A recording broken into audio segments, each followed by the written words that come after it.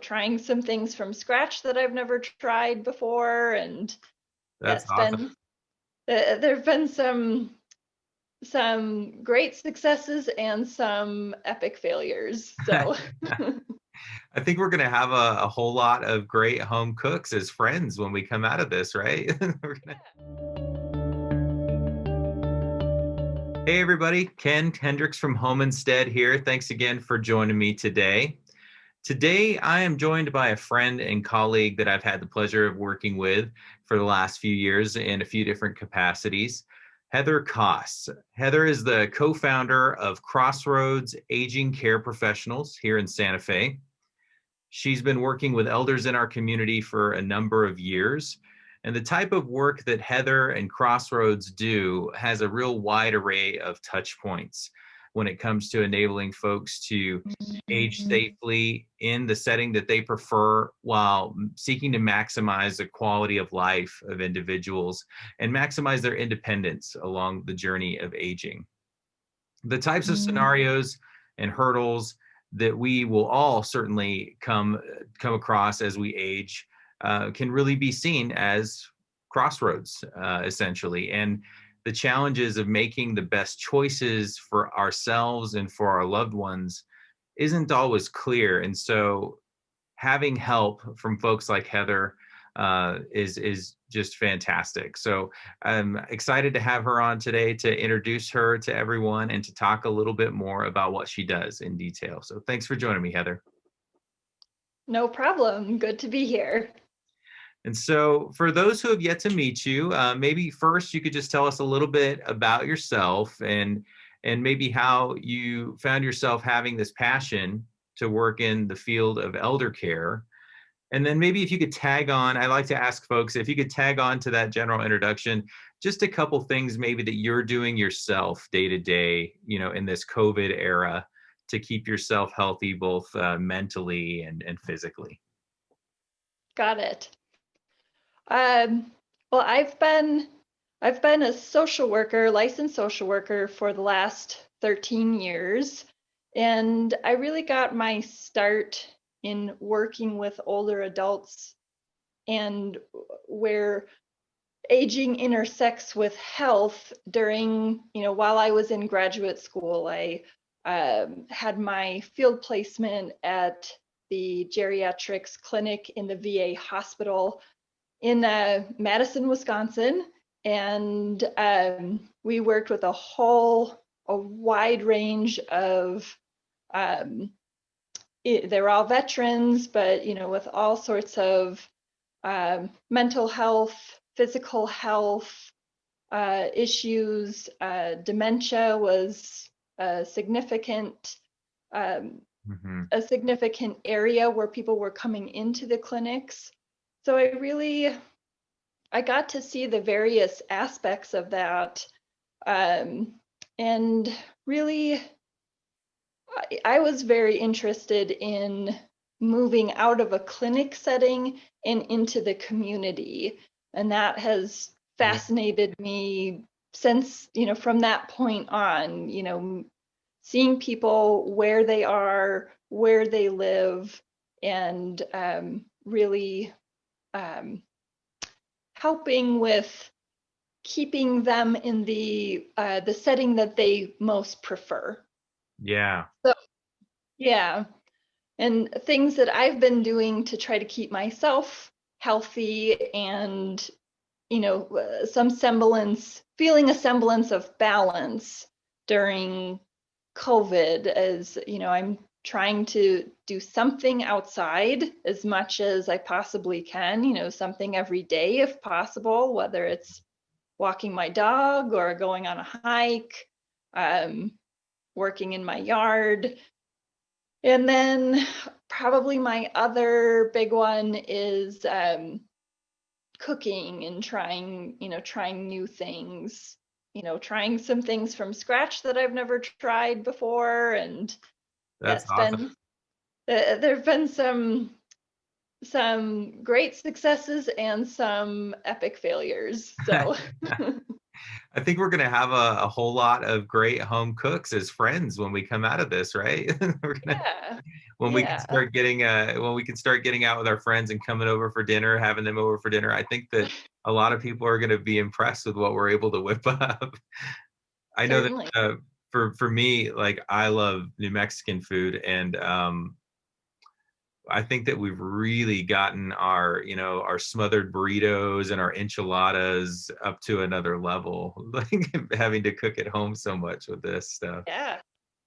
But I liked how, you mentioned how your passion for the idea of getting out in the community and the community aspect of helping folks who are living with realities, things like dementia came about because that I think that with challenges like that, I think the medical field is where most folks just kind of like instinctively think we're going to get all of the important answers. Hmm. But much more of, caring for someone, for instance, that has dementia, 90% of that is happening in a community type of aspect, where Absolutely. Yeah. Yeah. It's because I mean the and I think that actually the medical field is kind of catching on to that a lot more. We see a lot more consultative types of positions for physicians in clinics that care for elders, where they're realizing that the the general checkups and the time that a doctor is able to spend with a patient is so minimal in that type of setting usually, and so they're trying to create roles where a doctor can actually take more time to really kind mhm. of do a care plan and be part of that. And so Yeah. Yes. And that's it's so helpful too to just have increased face time with people because, as many people who have dementia can in a short period of time, they can really rally and present their best self, and yeah, it can it can give I think a better way to say it is that it can mask some areas that they're really struggling, and some of the areas that are, things are starting to fall apart a little bit. And, yeah, yeah, so having, physicians, nurse practitioners, physician's assistants be able to see that is really helpful. And then, when how we see it too, when we're seeing people in their homes, there's really a lot of information that you can learn seeing somebody's environment that you just can't get, absolutely. from seeing somebody in a doctor's office. Yeah, I like how you said that too, because I think that sometimes family members can be, family members who are caring for a loved one who has dementia can often be frustrated by those short interactions because they're trying to convey to a medical professional, that there are some things that need to be addressed, but and they can feel like their loved one's pulling the wool over the doctor's eyes, and feel like it's mischievous or something, but it's really not. I think that it's actually it's fantastic, when in a way, if someone is living with dementia, that they're able to rise to the occasion of social interactions like that. That's a good thing. but Hmm. but when it comes to, yeah, when it comes to some of the issues that really need to be addressed, and sometimes that need to be addressed by a physician's recommendation, you're absolutely right. There's so much value to more face time and actually being able to really have time to sit down and really observe, what someone might be dealing with, like that you can't see in a 5 to 10 minute interaction sometimes. Yeah. Well, speaking of short interactions, I was going to ask you for your go-to um, elevator speech for what you all do at Crossroads, because I think that, as mentioned before, it's a wide array of things that you all touch on. Um, you discuss housing options with folks. You're able to help folks decipher insurance policies and Medicare benefits, all the way up to serving as power of attorney, a healthcare power of attorney for people. So what's your go-to, explanation of what you all do? You don't have to keep it short, but we can go as long as Yeah. we want to. So, so in essence, what we provide at Crossroads Aging Care Professionals is, we're providing care management services, and that for us breaks down into three main areas: assessment, guidance, and advocacy. So when we're working with individuals, and especially when we're first meeting people, we begin with a comprehensive psychosocial assessment where, as you were mentioning, we cover a number of key areas. How is somebody functioning at home? Where are they starting to struggle with certain aspects of daily living? Who are their current supports? Who are their medical providers? Um, what are some of the medical diagnoses that they're coping with? Or what documents do they have in place on the legal end of things? And then, then we provide some a set of recommendations, based on our professional opinion, and so we would help to identify the need and then further fill in what are the options available in our community here that would help to meet that need. And and that's where the guidance piece comes in. We're not really in the business of telling people what they should or shouldn't do, but we help to guide people through these decision points and figure out, of the available resources, what is that going to cost? What does that involve? How does one get services initiated? And, helping people to make the decision that works best for them, that feels most comfortable to them. And then, as things develop along the way, we're still there with them to help guide them through.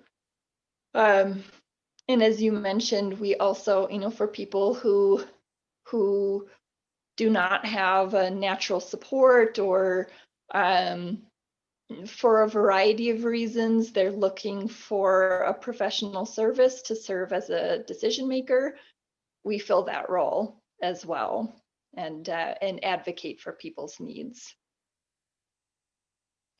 That's really great. I mean, you're kind of like the really knowledgeable friend that everyone, hopes they have, when it comes to just, I mean, when you're entering into a lot of the issues that we can and we will certainly face, some of them as we age.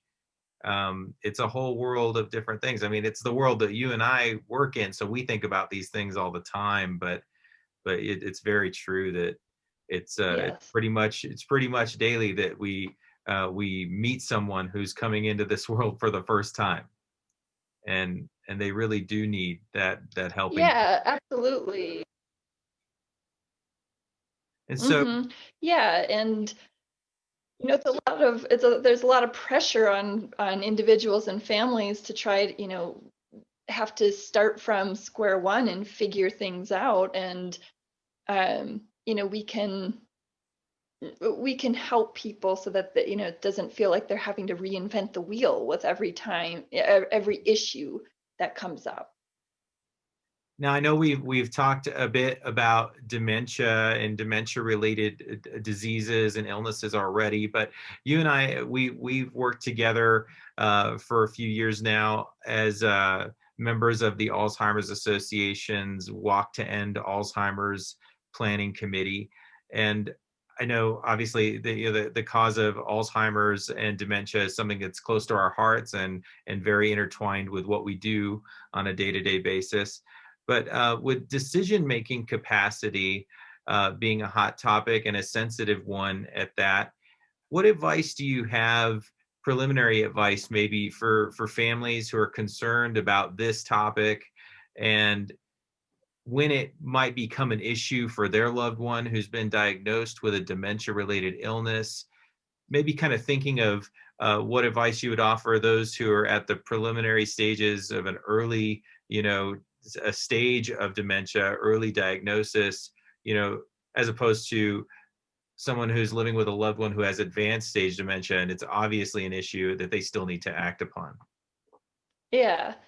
Um, I would say that when people are newly seeing some symptoms, they've maybe recently been diagnosed with having mild cognitive impairment or an early stage of Alzheimer's disease or another type of dementia.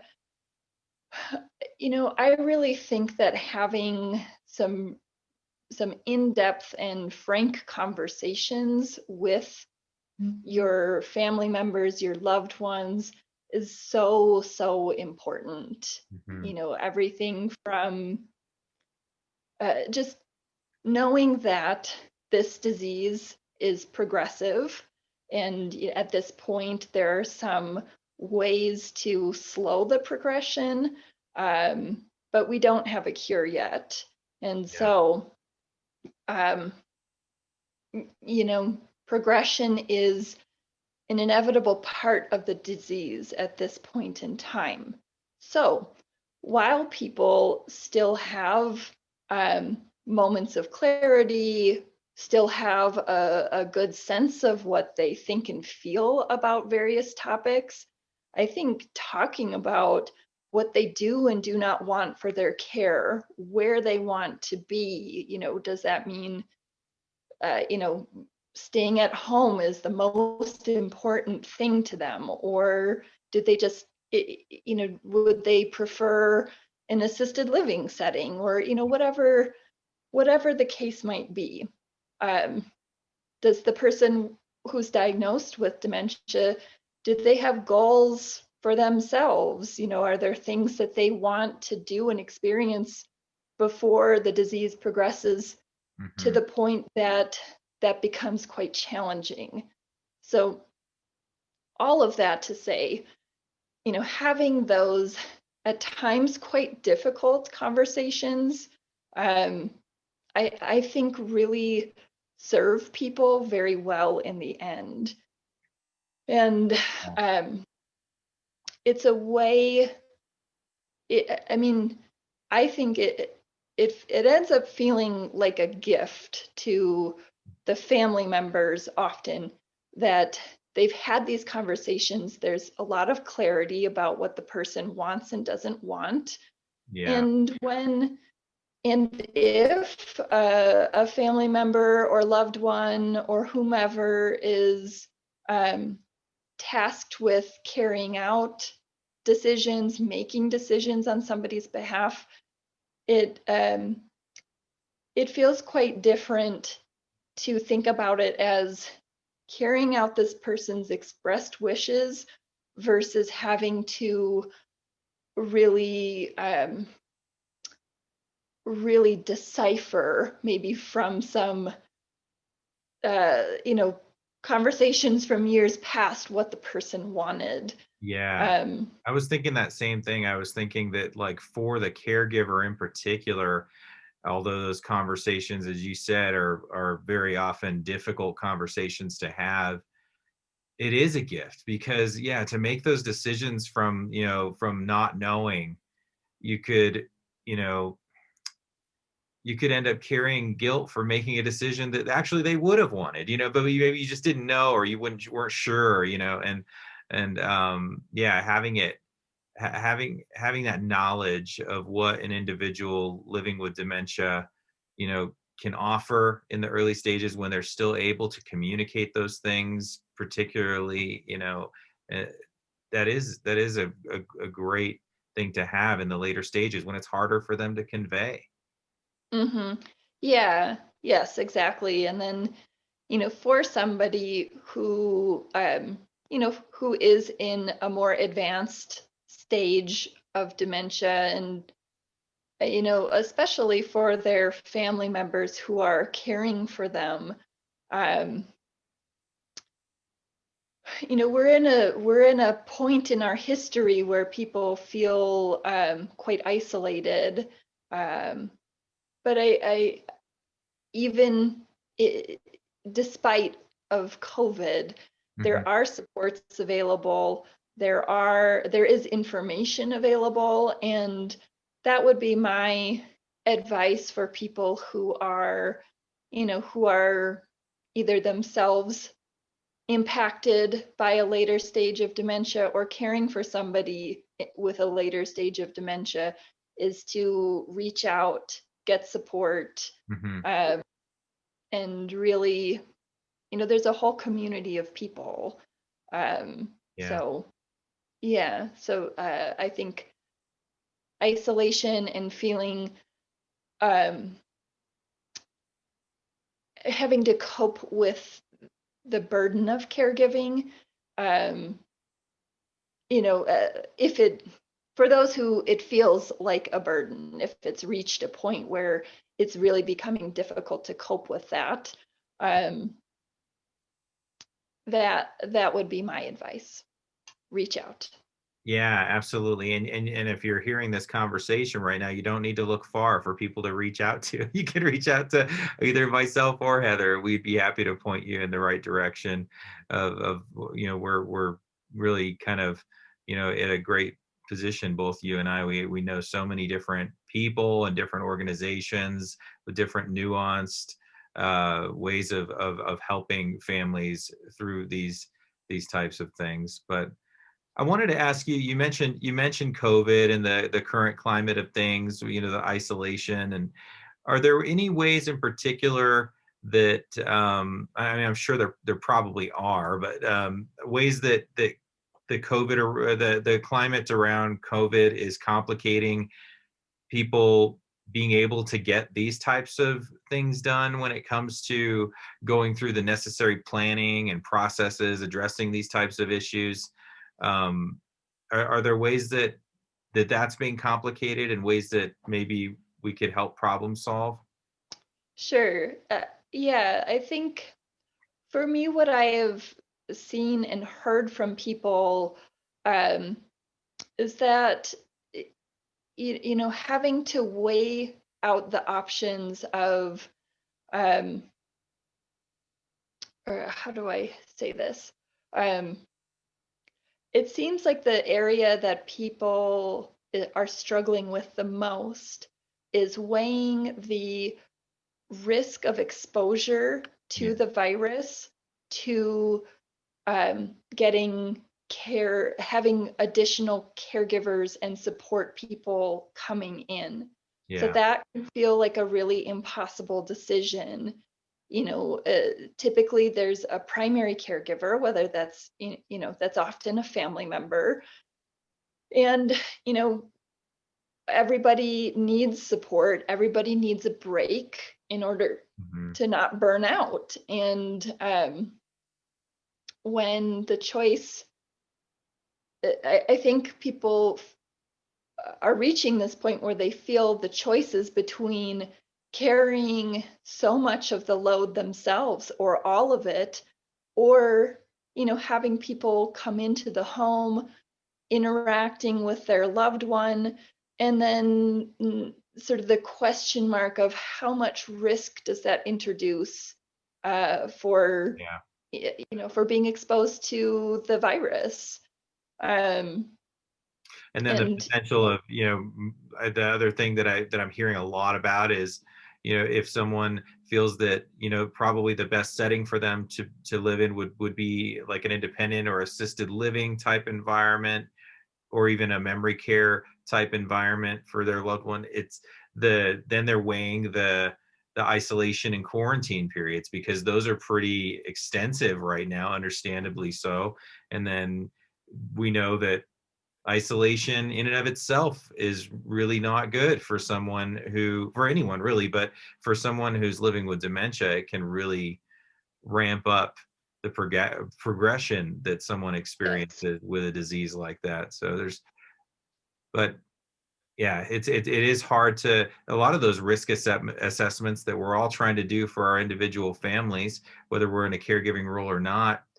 Those are really tough because we have a hard time with uncertainty, and they're very uncertain because we can't really get an exact number, for what Yeah, type of risk we're dealing. yeah. It's hard to quantify the risk, and it's also difficult to know, how much longer is this going to persist? How many more months, if somebody's living in a memory care setting and family is, they, uh, all of the assisted living facilities are trying to do their absolute best Yeah, with caring for people, keeping people safe. Um, but there's a lot of limitations on, people can't just go to the facility anymore to visit or take somebody out to lunch or whatever it is. And is this going to be a couple more months, another year? That I think uncertainty is really difficult to cope with. yeah, absolutely. Well, thankfully, folks have, resources to, to friends and to services like ours, like yours, that can help walk them through these types of things. How can folks go about getting a hold of you at Crossroads? Yeah, we have a website that's quite helpful. We put a lot of information on there, and that is crossroadsaging.com. And then our business phone number, we're always available for calls if people want to speak with either myself or my business partner, Lydia Scaler. Um, that number is 505-629-8634. Awesome. Well, thank you so much for having this chat with me today. As we're all kind of going through this together and rooting for and helping one another, is there any message of solace or encouragement that you would like to offer folks watching? Um, yeah, take care of yourself, take care of your loved ones, hang in there, and know that even though we are often having to do things in new and novel ways, there are still supports out there. There's information out there, and you don't have to go it alone. And one thing I was thinking about that I would tag on to that is we talked about all the uncertainty around, how long we're going to be living with these different types of circumstances. And it's surely uncertain as to what the time period is going to be exactly, but it is certain that we will get through it. That it will change, Absolutely. and we're going to figure it out. And we're doing it together. So thank you, Heather. I hope you have a great rest of your day. Yeah, We'll thank talk, you, Ken. we'll talk to you soon. Okay, very good.